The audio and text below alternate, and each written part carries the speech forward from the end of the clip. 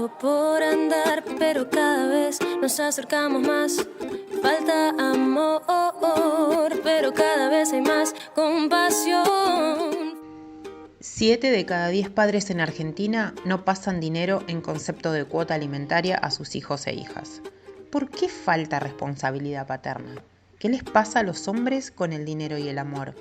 ¿Cuáles son las causas y consecuencias de este abandono? ¿Ocurre lo mismo en otros países? Soy Cecilia Bertolino, periodista argentina, y esto es La Matriz Desigual, Madres del Deber y Padres del Placer, un podcast sobre incumplimiento alimentario, trabajo final para la diplomatura de la Asociación Civil Comunicar Igualdad. Bienvenidos al capítulo 3, Políticas Públicas y Sanciones, ¿sí o no? Hoy charlamos con funcionarias expertas que impulsan leyes y políticas públicas para paliar algunas de las aristas de esta problemática. Vamos a conocer sus miradas sobre cómo abordarla, por ejemplo, en cuanto a si cabe o no sanción penal. Una de las últimas políticas anunciadas el 8 de marzo del 2023 por el ministro Sergio Massa fue el índice de crianza. El índice de crianza es un valor de referencia que estipula cuánto cuesta criar a un niño, niña y adolescente, cuánto cuesta alimentar, vestir, cuánto gasta una familia en las infancias.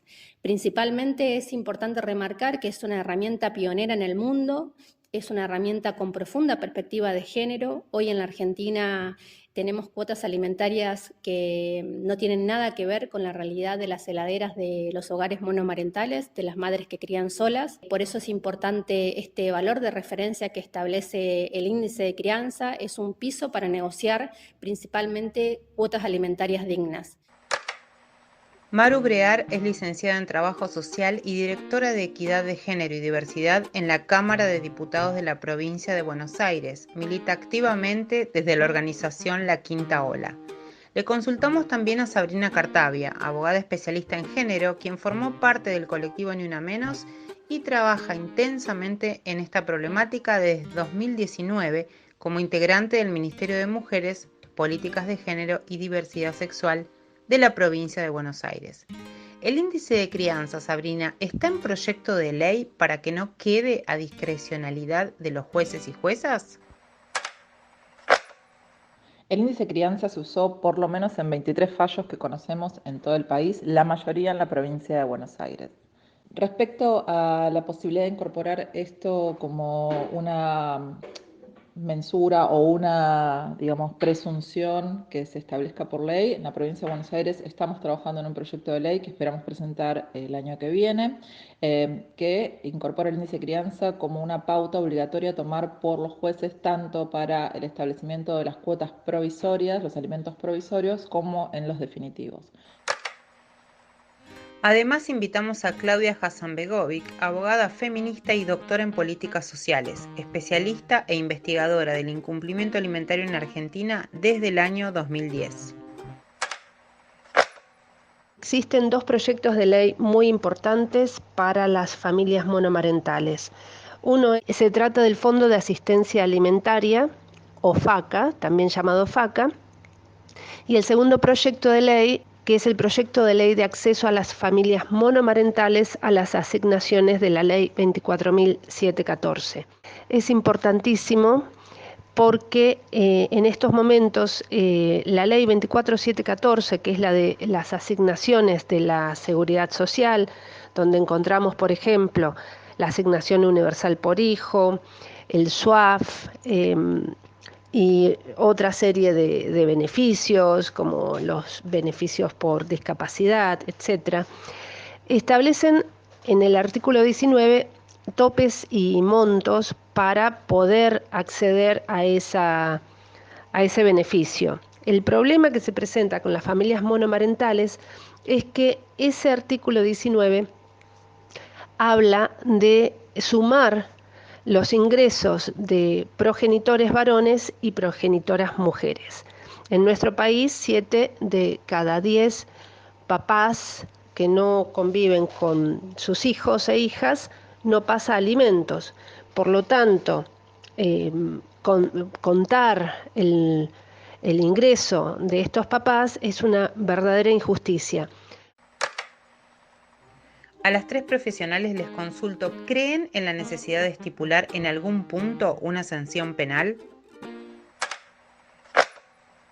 Lo que necesitamos es trabajarlo como lo que es un problema social y una batalla cultural que tenemos que dar como sociedad para poder garantizar infancias con derechos y maternidades dignas. No creo que más sanción penal resuelva la problemática de las madres y de la situación de miles de infancias en nuestro país. La sanción penal existe en nuestro código desde la década del 50, pero estimo que con poca o nula aplicación. Justamente uno de los proyectos que tenemos para el año que viene, dentro de ser posible, si continuamos en el Ministerio de las Mujeres con esta gestión, es justamente investigar qué es lo que está pasando con esa respuesta penal, qué resultados se dan, si es efectiva o no. Pero esa propuesta ya existe, o sea, ya es ley desde la década del 50. Ustedes sabrán que existe la ley 13.944 que establece 2 delitos referidos a estos. Esta ley es penal, está en el Código Penal, y el primer delito es el delito de inasistencia alimentaria a los hijos e hijas. Y luego en el año 92 se agravó estos delitos con el de inasistencia fraudulenta.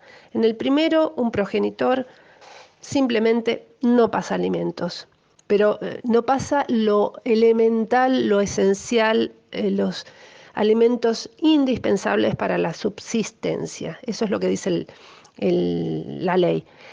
En el segundo caso, efectúa maniobras para ocultar sus bienes o sus ingresos de forma tal que no se pueda hacer efectivo el cobro de los alimentos. Estas 2 situaciones son demasiado comunes en nuestro país.